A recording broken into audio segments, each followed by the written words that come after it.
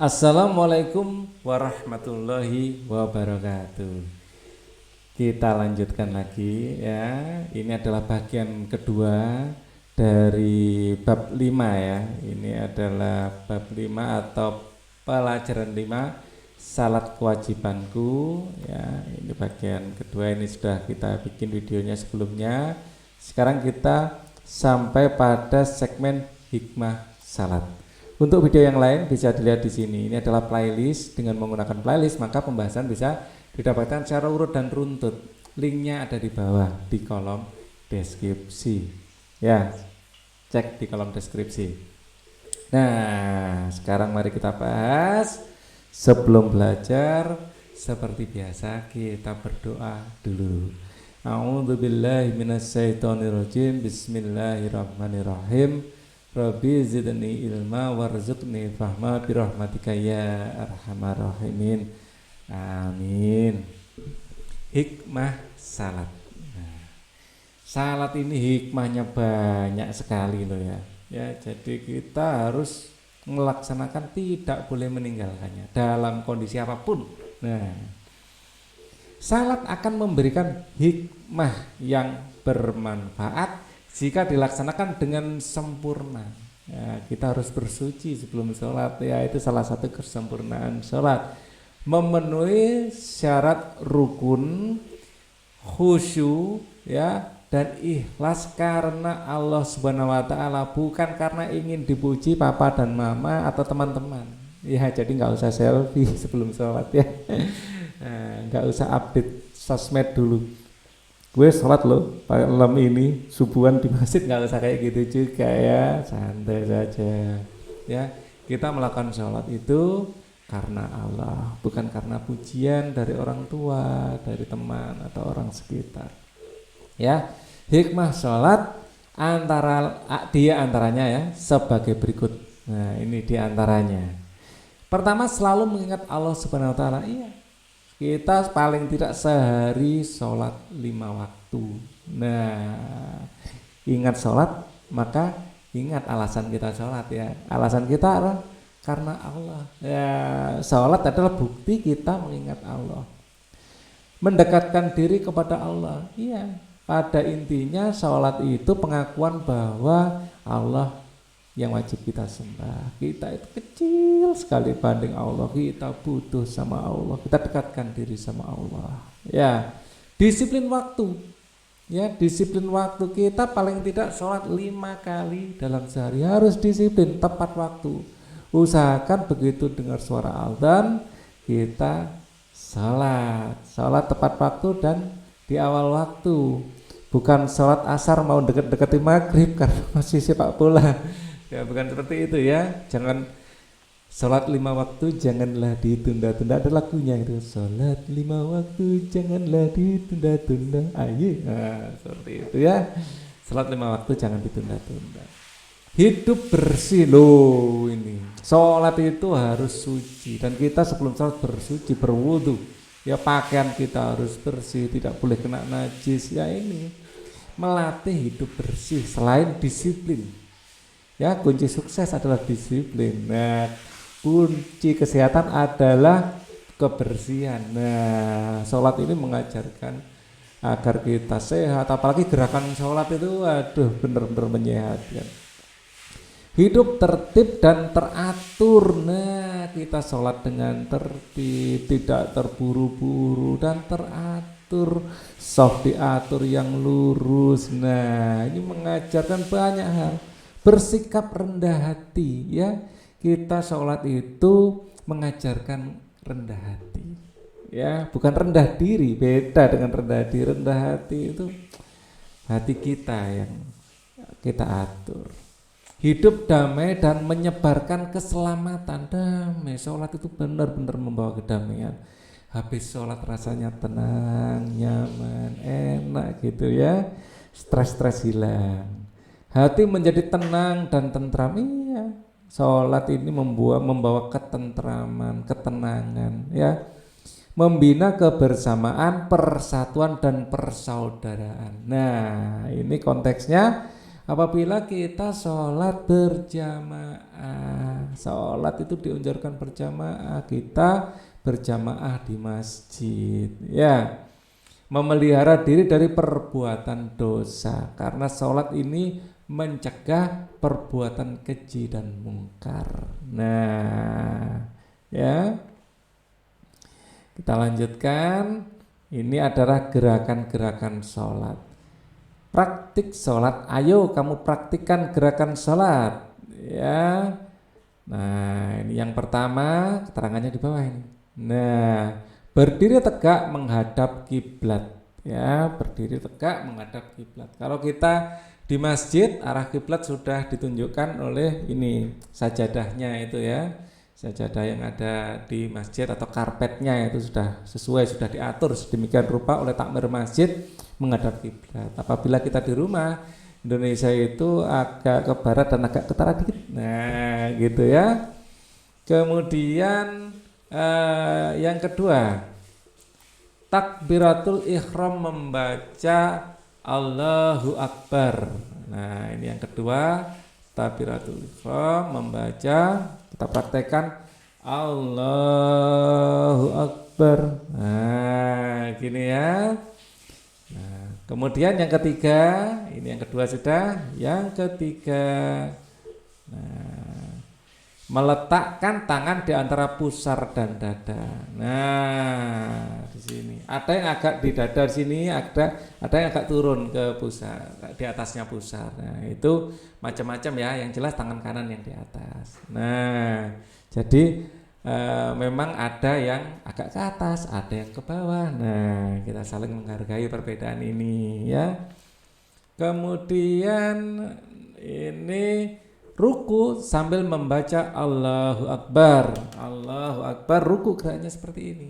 Nah, usahakan punggungnya lurus, rata air. Nah, seperti ini ya. Nah, ini untuk orang-orang yang seusia Pak Ali, wah, ini ada nilai olahraganya juga ini. Rasanya enak ini. Nah, ya, kayak yoga. Ya. Nah, ini menyehatkan. Kemudian i'tidal sambil membaca sami Allahu liman hamidah. Nah, nih kita berdiri lagi, sami Allahu liman hamidah. Nah, berdiri lagi. Kemudian ya ini i'tidal.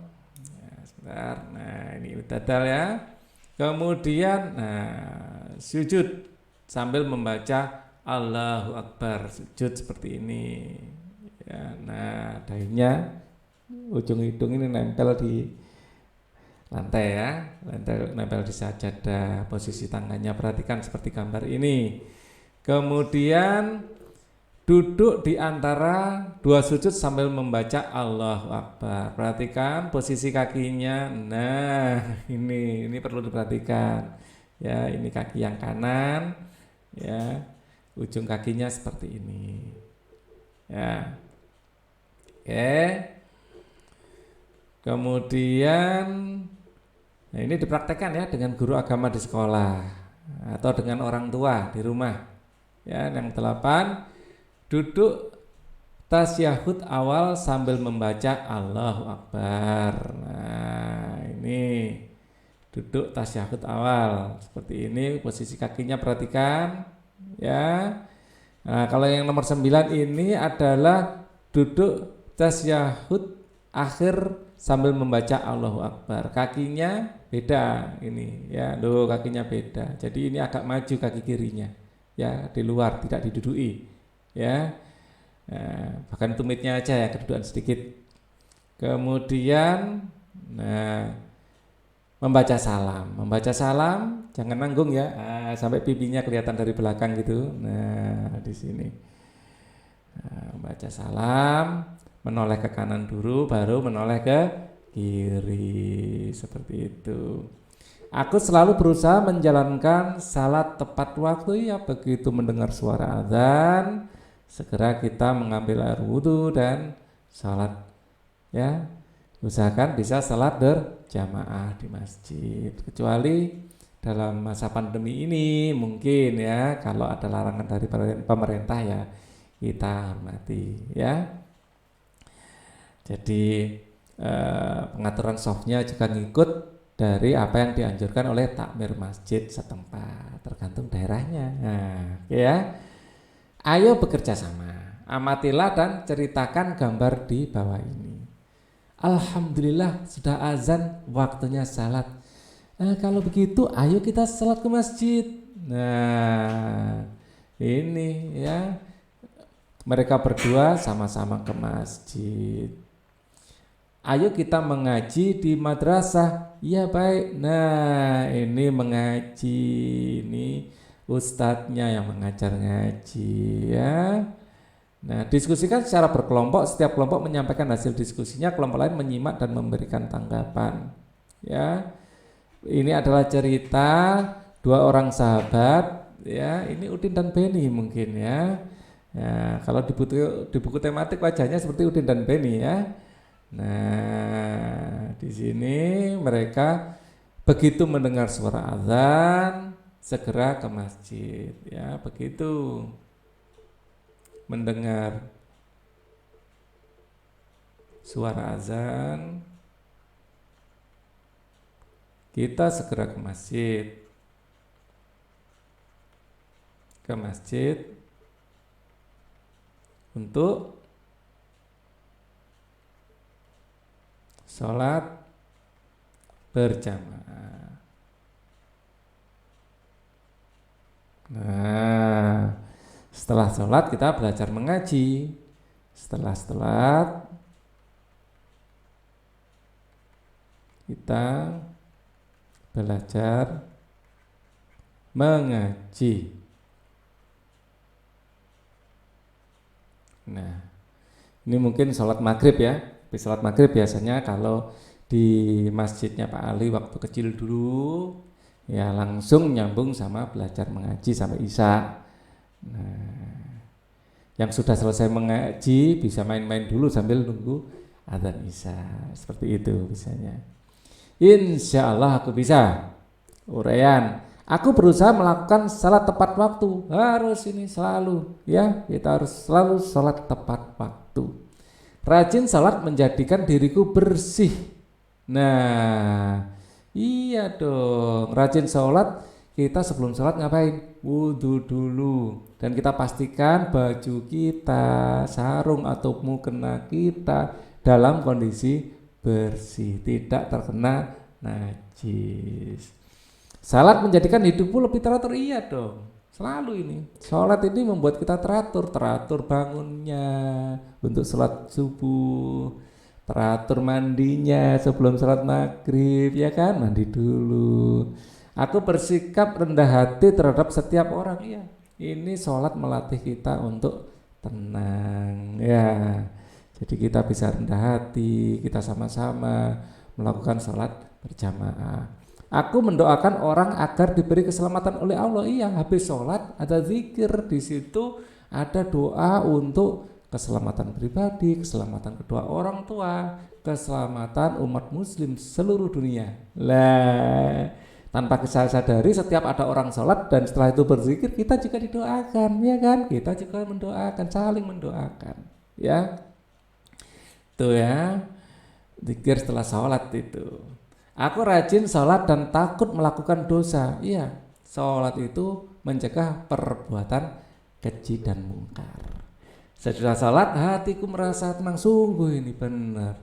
Masalah-masalah jadi hilang setelah sholat, hati jadi tenang. Nah, aku sedang sholat berjamaah, asik, ada temannya. Ya, habis sholat bisa pulang bersama-sama sambil ngobrol ya. Atau belajar mengaji bersama-sama, pasti menyenangkan. Aku banyak mengingat Allah Subhanahu wa taala. Ya. Bahwa kita sholat sehari 5 waktu itu bukti kita mengingat Allah Subhanahu wa taala. Dengan salat aku dapat mendekatkan diri kepada Allah Subhanahu wa taala. Nah, pada intinya salat adalah doa. Nah, kita berdoa kepada Allah. Nah, itu. Ayo berlatih, pasangkan soal yang berada di sebelah kiri dengan jawaban yang ada di sebelah kanan. Berikut ini Buatlah garis hubung antara soal dan jawaban. Hikmah salat dan penjelasan. Hidup bersih, terbiasa menjaga hidup bersih. Ya, akhirnya hikmahnya hidup tertib dan teratur. Ya, tertib dan teratur. Nah, terbiasa menjaga hidup tertib dan teratur.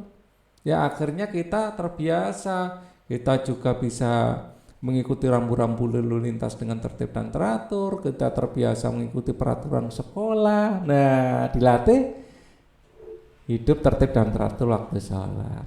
Disiplin waktu, terbiasa menggunakan waktu secara disiplin. Ya, dengan disiplin sholat kita nanti bisa disiplin belajar, disiplin bangunnya, disiplin mandi. Nah, ya, latihan disiplin terbaik ya dengan menjaga disiplin sholat. Takut karena Allah Subhanahu wa taala. Nah, ini ya. Pengawasan, kita berada dalam pengawasan Allah Subhanahu wa taala yang rajin sholat, selalu takut melakukan dosa. Karena kita tahu kita selalu dalam pengawasan Allah Subhanahu wa taala, tidak sepatah kata pun walaupun dalam hati yang Allah tidak dengar, semuanya Allah tahu. Ya, jadi kita takut kepada Allah Subhanahu wa taala, ya. Hati menjadi tenang dan tentram. Iya, orang yang salat hatinya tenang, hidupnya tentram. Ya, enak jadinya. Membina kebersamaan, persatuan dan persaudaraan. Nah, ini sesama muslim selalu salat berjamaah dan memiliki semangat persaudaraan. Nah, ya, kita lanjutkan di sini. Ayo berlatih dua, ceritakan pengalamanmu ketika melaksanakan sholat di masjid, di rumah dan di sekolah. Di masjid, ya, saya sholat berjamaah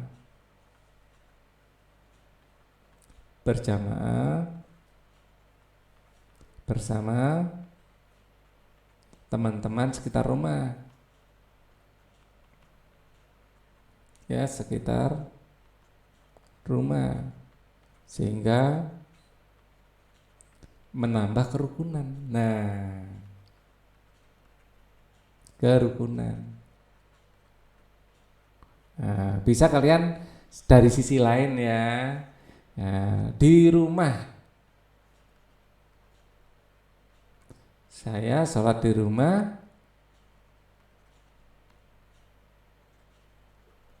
rumah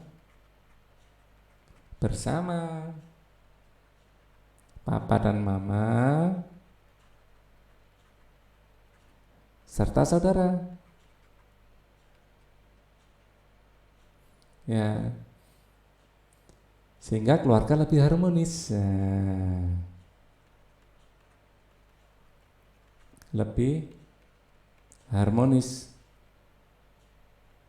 Nah, berikutnya di sekolah saya sholat bersama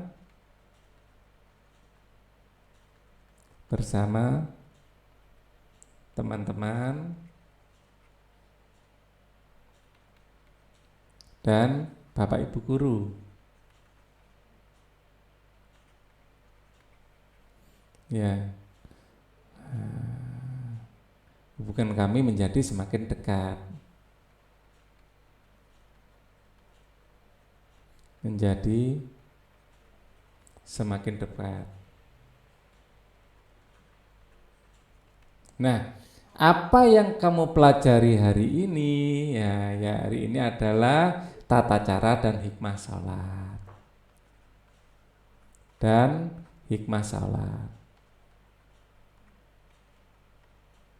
Bagaimana perasaanmu selama belajar? Senang sekali. Bagaimana perasaanmu jika selesai melakukan sholat? Tenang dan tentram.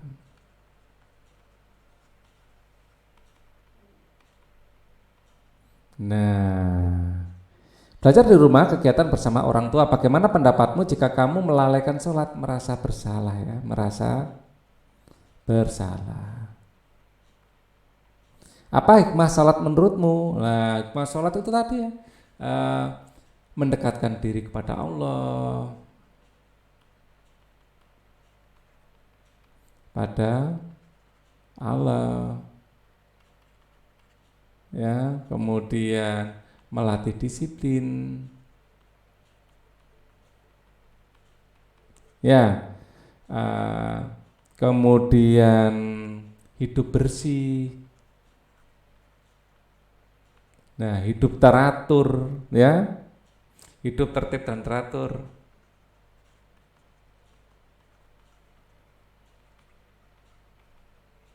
Hidup tertib dan teratur, tenang dan tentram.